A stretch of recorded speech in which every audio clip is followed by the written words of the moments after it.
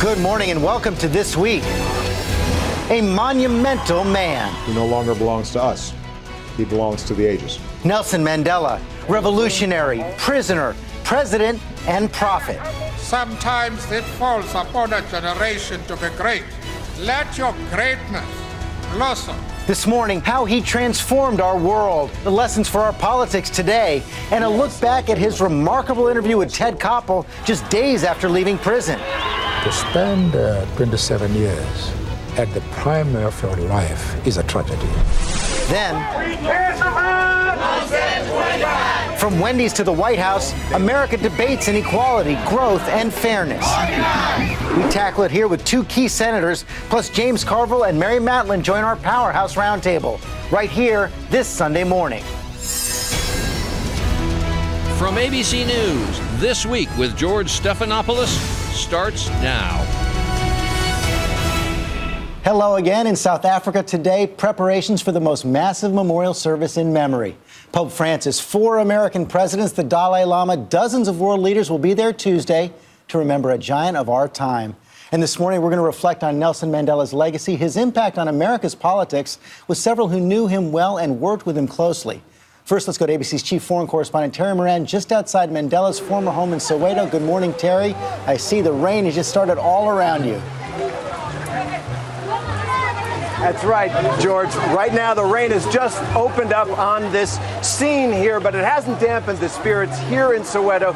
Just up the street, as you say, from Nelson Mandela's home, you might call it the humble Mount Vernon of South Africa, a remarkable national celebration right across South Africa, the passing of the great man being marked in song and pride and smiles, not tears or sorrow. Today, Sunday, a national day of prayer and reconciliation.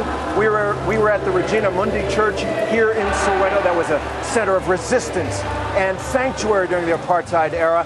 There and in houses of worship across South Africa, prayers lifted up for Nelson Mandela in English, in Afrikaans, in Zulu, in Xhosa, in Swana, in all the many tongues of this truly rainbow nation. And he was really the one who kept them together and gave them the opportunity to begin again with his courage and compassion and his remarkable capacity for forgiveness. The Nelson Mandela family issued a statement on their behalf. They're in mourning, of course, and they said, "We have lost a great man, a son of the soil, whose greatness in our family was in the simplicity of his nature." And Terry, walk us through what's going to happen the rest of the week there in South Africa. Well, Tuesday is the big day, George. That is when President Obama and the other presidents and potentates and princes will come here to South Africa and join 90,000 South Africans in the FNB Stadium. That was the last place that the public saw Nelson Mandela at the 2010 World Cup.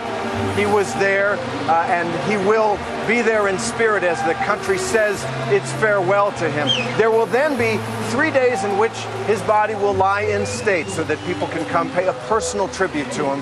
And then on Sunday, he will be flown about 700 miles home to Kunu in the Transkei, his ancestral village, where he will be laid to rest. Okay, Terry, thanks very much. And with that, let's take a closer look at Mandela's long and complicated history of the United States. He had a deep impact on our politics long before setting foot on our soil.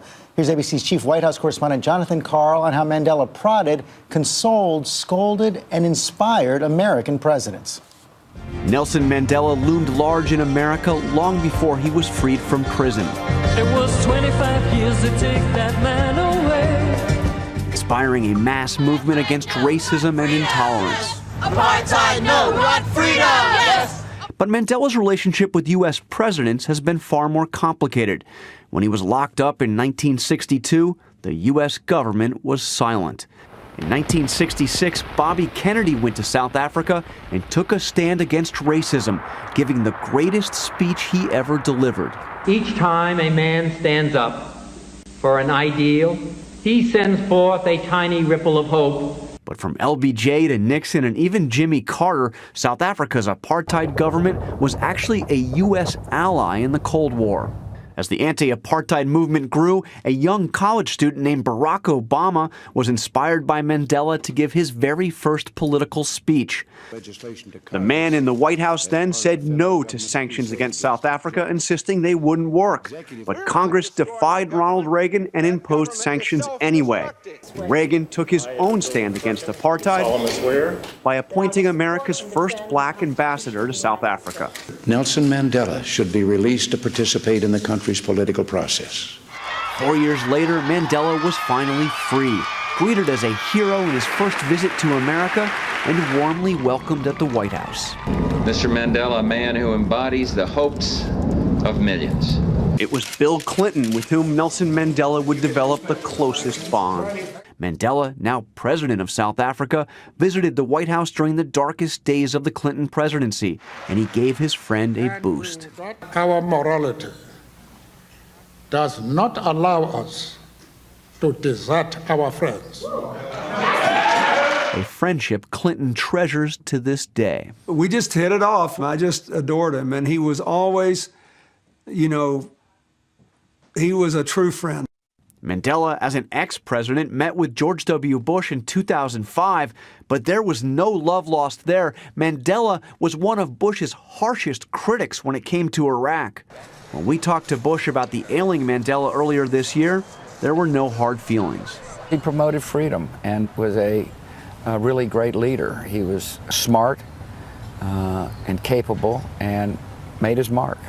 Obama only met Mandela once, and ever so briefly as a junior senator, but his connection may be the most profound. It was Mandela, he says, who awakened him to the wider world, inspiring him to political activism.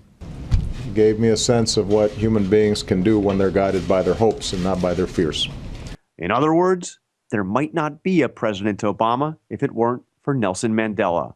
For This Week, Jonathan Karl, ABC News, Washington.